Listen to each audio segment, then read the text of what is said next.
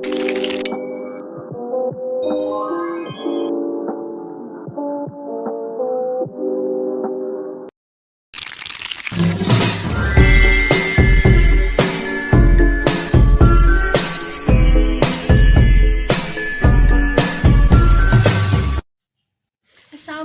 warahmatullahi wabarakatuh, selamat siang dan salam sejahtera untuk kita semua. Sebelumnya perkenalkan, nama saya Naila Firya. Hadirin yang saya hormati, terutama rekan-rekan mahasiswa tingkat akhir dan yang sebentar lagi akan memasuki dunia kerja. Hari ini saya ingin mengajak kita semua untuk menyadari betapa pentingnya keterampilan komunikasi sebagai kunci sukses di dunia kerja. Hari ini saya ingin mengajak kita semua untuk menyadari betapa pentingnya keterampilan komunikasi sebagai kunci sukses di dunia kerja. Sebelum kita masuk topik yang akan kita bahas, saya ingin bertanya nih, siapa di sini yang pernah salah paham dengan pesan chat teman, sahabat, keluarga, pacar, atau siapapun itu karena tulisannya terlalu singkat atau tidak jelas? Nah, itu contoh kecil bahwa komunikasi bukan hanya tentang berbicara atau mengetik, tetapi memastikan pesan dipahami. Hadirin sekalian, di dunia kerja saat ini, komunikasi menjadi salah satu keterampilan paling dicari. Menurut laporan LinkedIn Learning 2024, komunikasi termasuk dalam top 1 skills yang paling dibutuhkan perusahaan di seluruh dunia. Selain itu, survei rekruter internasional menunjukkan bahwa lebih dari setengah pemberi kerja menilai kemampuan komunikasi lebih penting dibandingkan kemampuan teknis ketika merekrut karyawan baru.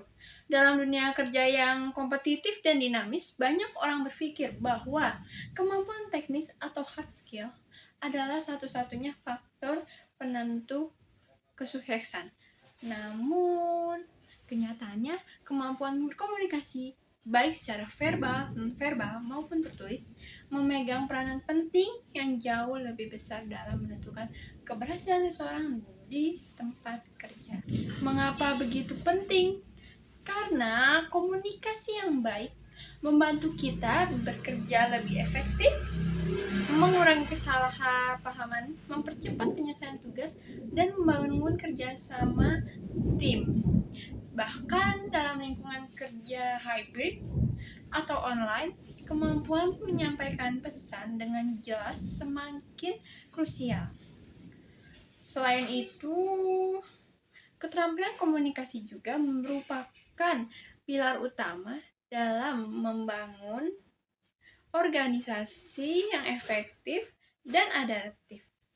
Komunikasi yang baik tidak hanya memfasilitasi aliran informasi, tapi juga memperkuat kolaborasi, membangun kepercayaan, menciptakan budaya dan lingkungan kerja yang sehat. Keterampilan komunikasi di tempat kerja membantu koordinasi dan kolaborasi antar tim, menjaga hubungan yang kondusif, serta meningkatkan produktivitas. Komunikasi yang baik juga mencegah kesalahpahaman, memungkinkan pemberian umpan balik, serta membangun kerjasama yang berkelanjutan antara karyawan dan manajemen.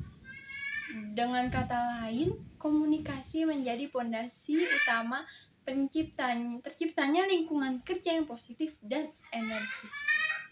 Maka, keterampilan komunikasi bukan hanya untuk presenter, pemimpin, atau pembicara publik. Ini adalah kemampuan yang harus dimiliki setiap profesional.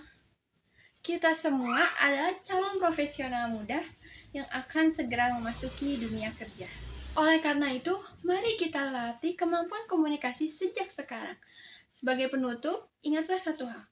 Kemampuan komunikasi yang baik bukan hanya membuat kita terdengar pintar, tetapi membuat kita dipahami dan dihargai.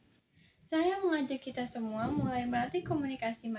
Mari kita jadikan keterampilan komunikasi sebagai modal utama menuju kesuksesan dan karir dan kehidupan profesional kita. Terima kasih dan semoga kita menjadi profesional yang tidak hanya bekerja keras tetapi juga berkomunikasi dengan cerdas.